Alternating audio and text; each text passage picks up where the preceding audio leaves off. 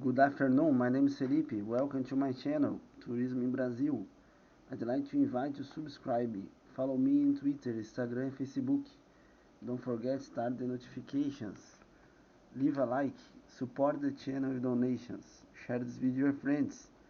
Thank you very much. Leave a commentary, make your question. If you're going to buy at internet, click in the link below, amazon.com and Shopee. It can be an expensive mistake for a Mexican truck driver to leave the designated commercial zone. In August 91, a Mexican-owned trucking firm was fined $7,500 for operating outside the geographical scope of its certificate issued by the Interstate Commerce Commission. Documentation for goods crossing any border is always a problem that adds to costs and to delays. The Mexican Maquila Decrees of 1989 refined some of the bureaucratic process of setting up a maquila operation in Mexico. However, it is still necessary for a company to get permission to establish a maquila facility and begin temporary imports.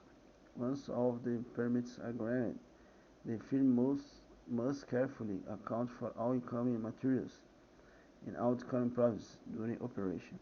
First, a company wishing to start a maquila operation must get permission from the Mexican government.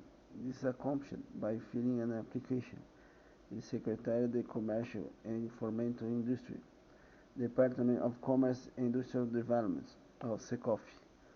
The information supplied must include the corporate structure of the maquila and the products it plans to make in Mexico. The maquila operation must also indicate the quantity and value of the equipment that will be used in the assembly plant and the exact amount of raw materials that will be temporarily imported into Mexico. In addition, an accurate account of all finished goods that will be exported to the United States must be stated in advance. The quantity of temporarily imported raw materials and equipment listed in the maquila license application will establish the import quota placed on the maquila for these articles. This quota will be moderated by SECOF during the operation of the maquiladora plant.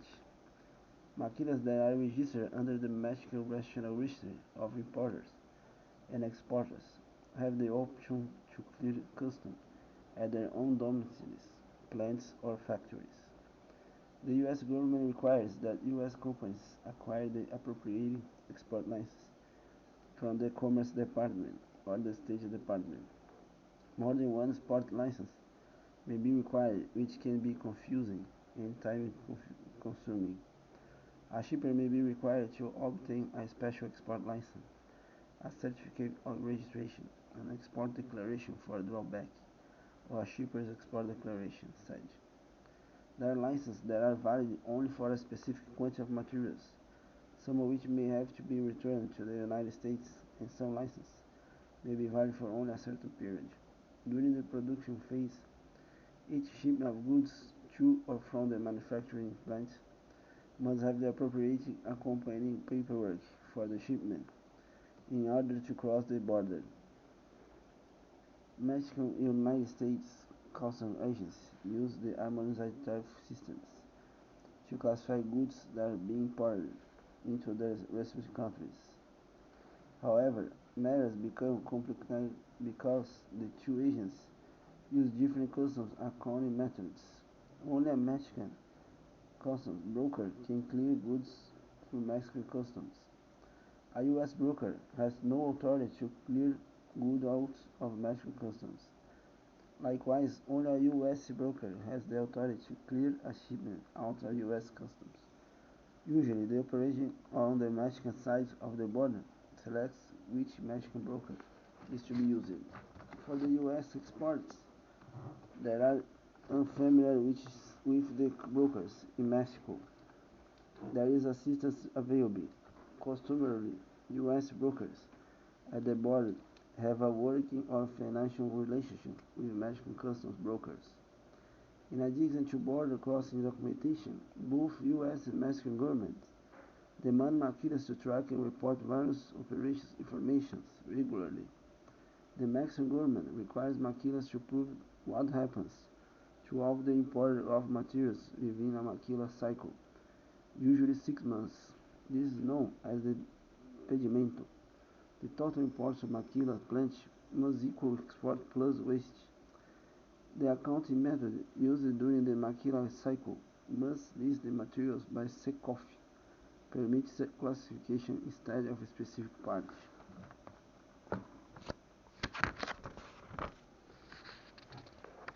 Number. As experienced Mexican broker can be hired to monitor the pedimento to avoid possible delays at the border. Implementation of NAFTA should also remove some of the documentation requirements.